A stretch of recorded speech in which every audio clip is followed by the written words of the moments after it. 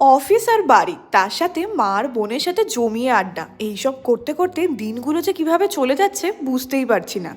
আর office পৌঁছে আজকে পেলাম ওই চকলেটটা। টিফিনে নিয়ে এসেছিলাম ভাত আর চিলি চিকেন, সবাইকেই চিলি চিকেনটা ট্রাই করালাম। আমি আলাদা করে আমার জন্য ডিমের ঝোল নিয়ে নিয়েছিলাম। আর অফিসে একজনের বিয়ে আছে, তো বিয়ের আগে আজকে তার অফিসে লাস্ট দিন ছিল, ওই আনন্দেই কেক কাটা হলো।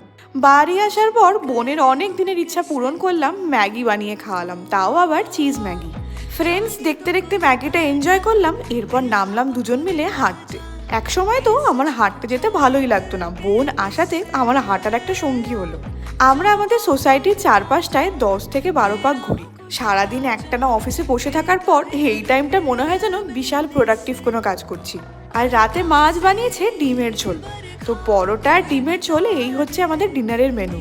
এই ভিডিওটা এখানেই শেষ করছি, দেখা হবে আবার একটা নতুন ব্লগ নিয়ে। টাটা।